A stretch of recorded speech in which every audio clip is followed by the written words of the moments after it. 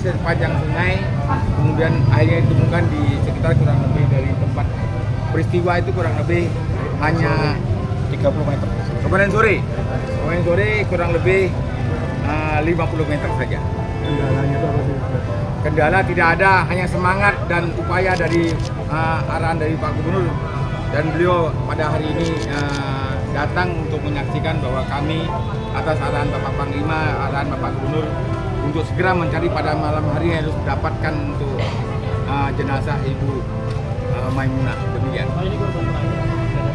Kemungkinan kami berdoa untuk korban terakhir. Jadi 5 yang diperkirakan hilang, yang belum ditemukan hari ini, yang kelima sudah ditemukan.